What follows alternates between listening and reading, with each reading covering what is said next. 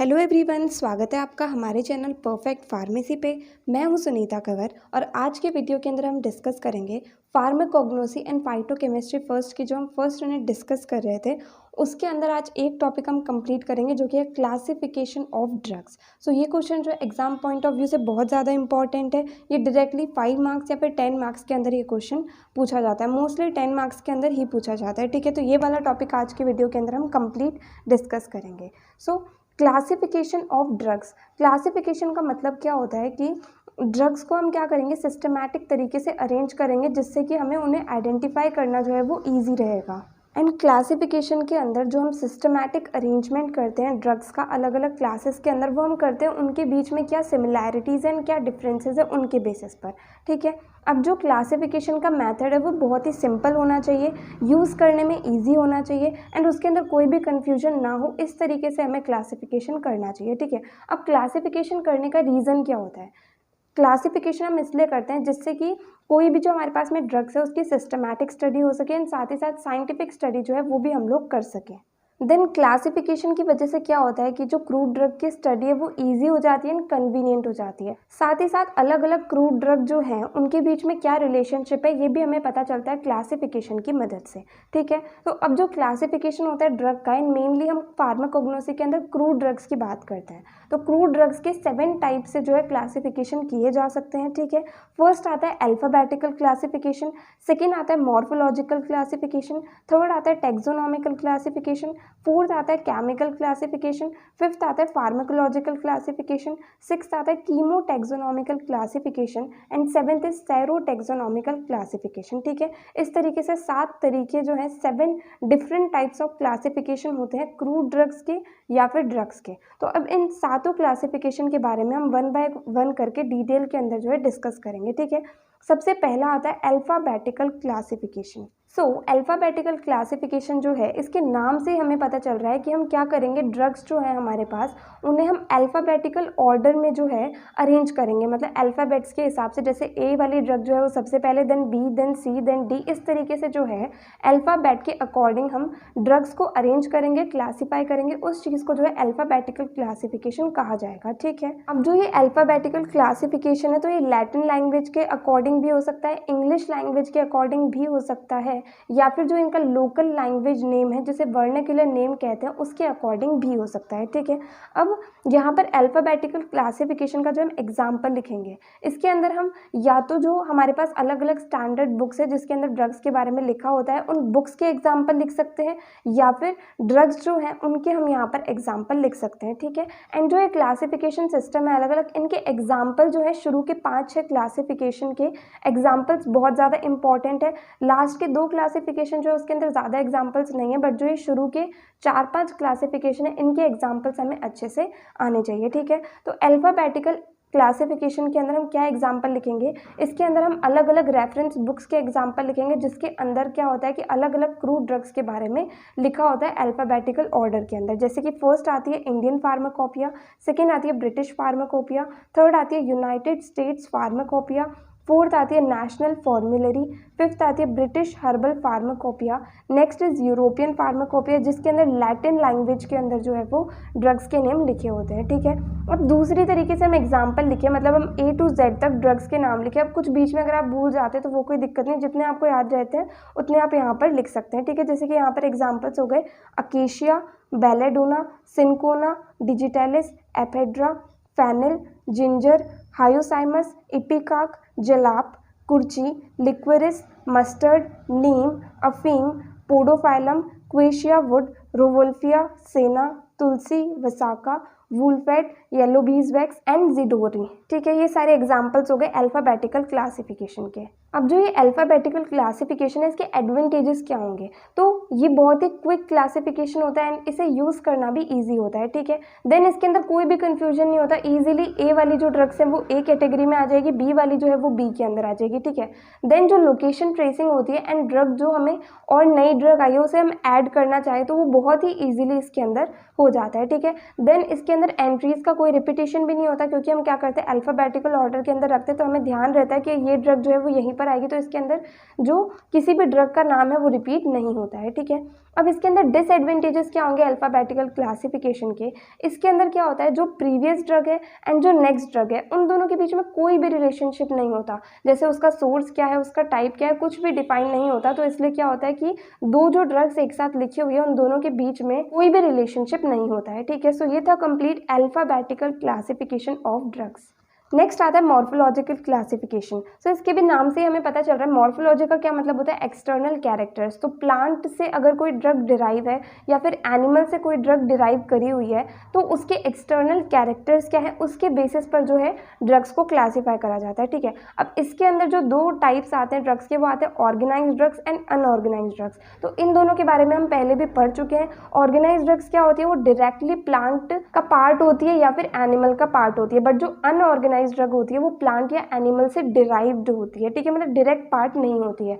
Organised drugs जो होती हैं वो सेलुलर स्ट्रक्चर्स होती हैं, अनऑर्गेनाइज्ड ड्रग जो है इसके अंदर ना ही तो कोई सेलुलर स्ट्रक्चर होता है ना ही कोई सेल प्रेजेंट होता है, ठीक है। तो इनके डिफरेंसेस हमने पढ़े थे पहले, तो वहाँ से आप इसके बारे में थोड़ा बहुत लिख सकते हैं। देन हम इसके एग्जाम्पल्स देखते हैं। ऑर्गेनाइज्ड ड्रग्स के अंदर जिसके अंदर लीफ पार्ट यूज होता है वो ड्रग्स आती हैं सेना, तुलसी एंड नीम, ठीक है। फ्लावर यूज होता है उसके अंदर आती है clove and saffron. Fruit use होता है उसके अंदर आती है fennel and coriander. Bark use होता है उसके अंदर आती है Arjun and cinnamon. Root use होता है उसके अंदर आती है रोवल्फिया एंड एपिकाक। सीड जिसके अंदर यूज होता है उसके अंदर आते हैं मस्टर्ड एंड कैस्टर। राइजोम्स जिसके अंदर यूज होते हैं उसके अंदर आता है ginger and turmeric. Then whole plant मतलब कंप्लीट प्लांट जो है उसे यूज कर रहे हैं तो इसके अंदर आता है विनका एंड एपेड्रा। नेक्स्ट आते हैं अनऑर्गेनाइज्ड ड्रग्स। इसके अंदर जो एग्जांपल्स आएंगे ड्राइड लेटेक्स होता है अफीम एंड पेपेन के अंदर, ड्राइड जूस होता है alloy and Keanu, dried extract होता है gelatin agar and catechu, fat होता है वूल फैट, गम के अंदर आते हैं एकेशिया एंड ट्रेगाकेंथ, वैक्स के अंदर आते हैं बीज वैक्स, वॉलेटाइल ऑयल के अंदर आता है क्लोव ऑयल, फिक्स्ड ऑयल के अंदर आता है कैस्टर ऑयल, ठीक है। तो इस तरीके से ये कंप्लीट होता है मॉर्फोलॉजिकल क्लासिफिकेशन। इसके अंदर organised drugs and unorganised drugs इन दो क्लासेस के अंदर ड्रग्स जो है वो क्लासिफाइड होती हैं। इनके बारे में थोड़ा बहुत हमने यहाँ डिस्कस कर लिया, बाकी पहले भी हम डिस्कस कर चुके हैं, तो वहाँ जाकर के आप उस वीडियो को चेक कर सकते हैं। एंड इसके एग्जाम्पल्स जो है वो यहाँ पर प्रॉपरली लिखे हुए हैं। नाउ जो मॉर्फोलॉजिकल क्लासिफिकेशन होता है इसके एडवांटेजेस क्या होंगे। ये बहुत ही ईजी मेथड होता है क्लासिफिकेशन का। इसके अंदर क्या होता है कि ड्रग का सोर्स क्या है उस चीज़ का आइडिया हमें लग जाता है। देन इसके अंदर जो ड्रग को आइडेंटिफाई करना होता है वो बहुत ही ईजी होता है। एंड ड्रग के अंदर कोई भी एडल्ट्रेशन वगैरह तो नहीं हुआ, मतलब कोई मिलावट तो नहीं हुई है, वो पता लगाना भी ईजी होता है, ठीक है।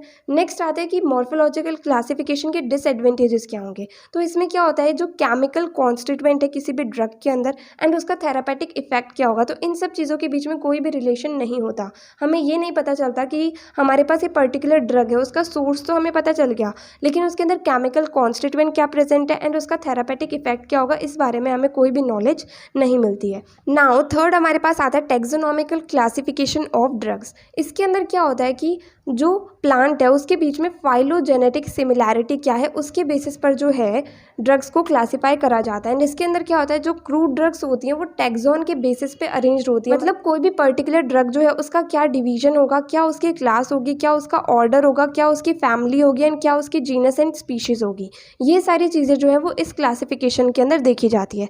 तो कोई भी पर्टिकुलर ड्रग जो है वो किस टैक्सोन से बिलोंग करती है ये चीज़ हमें इस क्लासिफिकेशन के अंदर पता चलती है। मतलब जैसे हमारे पास में सेना है तो वो कौन से जीनस से कौन सी फैमिली से बिलोंग करती है ये चीज़ हमें इस क्लासिफिकेशन के अंदर पता चलती है। सो अगर अब हम इसके एग्जाम्पल्स देखें तो इसके अंदर सबसे फर्स्ट यहाँ पर हमने लिखी हुई है कि ड्रग कौन सी है, ठीक है। उसके बाद में वो कौन से डिवीजन से बिलोंग करती है, देन वो किस क्लास से बिलोंग करती है, देन किस ऑर्डर से बिलोंग करती है, किस फैमिली से बिलोंग करती है, किस जीनस से एंड किस स्पीशीज से बिलोंग करती है, ये सारी चीज़ें जो है वो हमने यहाँ पर लिखी हैं, ठीक है। फर्स्ट एग्जांपल आता है फैनल। फैनल जो है ये एंजियोस्पर्म डिवीजन से बिलोंग करता है। डाइकोटिलेडन्स इसकी क्लास होती है। अम्बेली फ्लोरेस का ऑर्डर होता है। अम्बेली फेरी जो है ये इसकी फैमिली होती है। फिनिकिलम जो है इसका जीनस होता है एंड फिनिकिलम वल्गेर जो है ये इसकी स्पीशीज होती है, ठीक है। इस तरीके से जो है जो फैनल है उसका टेक्सोनॉमी जो है वो हम देखते हैं कि वो किस species, genus, family, order, class and division से बिलोंग करती है, ठीक है। एंड इसका जो बॉटनिकल नेम है वो ये आ जाता है, वो क्या हो जाएगा फिनिकुलम वल्गेर, ठीक है। इसी तरीके से सेकेंड हमारे पास आता है पेपरमिंट। पेपरमिंट जो है इसका डिवीजन होता है एंजियोस्पर्म, क्लास होती है डाइकोटिलेडन्स, देन इसका ऑर्डर होता है ट्यूबीफ्लोरे एंड इसकी फैमिली होती है लैबिएटे, देन इसका जीनस होता है मैंथा एंड इसकी स्पीशीज जो है वो है मैंथा पिपिरिटा। ठीक है, नेक्स्ट एग्जांपल आता है बेलाडोना। इसका डिवीजन है एंजियोस्पर्म, क्लास है इसकी डाइकोटिलेडन्स, ऑर्डर है ट्यूबीफ्लोरे, ठीक है, फैमिली है इसकी सोलनेसी, जीनस है इसका एट्रोपा एंड स्पीशीज इसकी आएगी एट्रोपा बेलेडोना। ठीक है, नेक्स्ट एग्जांपल हमारे पास आता है एरिका पाम और एरिका कटेचो। इसका डिवीजन है मैग्नोलियोफाइटा, क्लास है लिलियोप्सिडा, ऑर्डर है एरिकेल्स, देन इसकी फैमिली है एरिकेसी, देन इसका जीनस जो है वो है एरिका एंड इसकी स्पीशीज है एरिका कटेचो। ठीक है, लास्ट एग्जाम्पल हमारे पास आता है सेना। इसका डिवीजन है एंजियोस्पर्मे, क्लास है डाइकोटिलेडन्स, ऑर्डर है रोजेल्स, ठीक है, फैमिली है लेग्यूमिनोसी, जीनस है कैशिया एंड स्पीशीज है कैशिया एंगस्टिफोलिया। ठीक है, तो इस तरीके से जो है ये कंप्लीट टैक्सोनॉमिकल क्लासिफिकेशन होता है। अब जो ये टैक्सोनॉमिकल क्लासिफिकेशन है इसके एडवांटेजेस क्या होते हैं, इसके अंदर क्या होता है, हम एवोल्यूशनरी डेवलपमेंट जो होता है किसी भी ड्रग का वो हम समझ सकते हैं, क्योंकि हमें यहाँ पर क्या हुआ कि एक ड्रग की हमें स्पीशीज़ भी पता चल गई, उसका जीनस क्या है वो भी पता चल गया, वो किस फैमिली से बिलोंग करता है, किस ऑर्डर से बिलोंग करता है, क्लास, डिवीजन, ये सारी चीज़ें हमें एक ड्रग की पता चल गई। ठीक है, तो इस तरीके से उसका जो एवोल्यूशनरी डेवलपमेंट है वो हमें पता चलता है टैक्सोनॉमिकल क्लासिफिकेशन के अंदर। ना इसका डिसएडवांटेज क्या होगा, इसका सेम वही डिसएडवांटेज होगा जो कि लास्ट क्लासिफिकेशन था। इसके अंदर क्या है, हमें क्रूड ड्रग जो है उसका सोर्स तो पता चल गया, लेकिन उसके केमिकल कॉन्स्टिट्यूएंट के बारे में हमें कोई नॉलेज नहीं मिली एंड साथ ही साथ उसकी जो बायोलॉजिकल एक्टिविटी या फिर जो उसका थेरापेटिक इफेक्ट है उसके बारे में भी हमें कोई नॉलेज जो है वो नहीं मिली। ठीक है, ये जो है ये था complete taxonomical classification of drug. Now next आता है केमिकल क्लासिफिकेशन ऑफ ड्रग्स। इसके अंदर क्या करते हैं कि कोई भी ड्रग है उसका जो मेन केमिकल कॉन्स्टिट्यूएंट है या फिर जो मेन एक्टिव केमिकल कॉन्स्टिट्यूएंट है उसके केमिकल नेचर के बेसिस पर जो है हम ड्रग को क्लासीफाई करते हैं। जैसे कि जो मेन केमिकल कॉन्स्टिट्यूएंट है वो कार्बोहाइड्रेट है, प्रोटीन है, एंजाइम है, ग्लाइकोसाइड है, टैनिन है, उनमें से क्या है उसके बेसिस पर जो है ड्रग को क्लासीफाई करा जाता है। अब कोई भी ड्रग जो होती है उसकी बायोलॉजिकल एक्टिविटी या फिर थेरापेटिक इफेक्ट जो है वो एक्टिव केमिकल कॉन्स्टिट्यूएंट की वजह से आता है एंड इस क्लासिफिकेशन के अंदर हमें एक्टिव केमिकल कॉन्स्टिट्यूएंट के बारे में पता चलता है एंड उसके नेचर के बारे में पता चलता है। ठीक है, तो इसलिए ये वाला क्लासिफिकेशन जो है इस क्लासिफिकेशन को सबसे ज़्यादा प्रीफर करा जाता है। ठीक है, अब इसके अंदर हमारे पास एग्जाम्पल्स कौन कौन से आ जाएंगे। सबसे पहला आता है कार्बोहाइड्रेट्स। सो कार्बोहाइड्रेट्स के अंदर जो जो ड्रग्स आती है वो है अकेशिया, अगार एंड हनी। ठीक है, नेक्स्ट आते हैं प्रोटीन्स एंड एंजाइम्स। इसके अंदर जो ड्रग्स आती है वो है जिलेटिन, पेपेन एंड ट्रिप्सिन। नेक्स्ट आते हैं ग्लाइकोसाइड्स। इसके अंदर जो जो ड्रग्स आती है वो है एलॉय, सेना एंड डिजिटैलिस। नेक्स्ट आते हैं टैनिन्स। इसके अंदर जो ड्रग्स आती है वो है अशोका, ब्लैक कटेचू, पेल कटेचू। नेक्स्ट आते हैं एल्केलॉइड्स। इसके अंदर जो ड्रग्स आती है वो है rauvolfia, coffee, T, cinchona. Next आते हैं रेजिन्स। इसके अंदर जो ड्रग्स आती है वो है एसोफोइडेटा, पोडोफाइलम। नेक्स्ट आते हैं लिपिड्स। लिपिड्स के अंदर क्या आते हैं, फैट, वैक्स, ऑयल, ये सब आ जाते हैं। तो इसके अंदर जो एग्जाम्पल्स आते हैं ड्रग के वो है castor oil, bees wax and wool fat.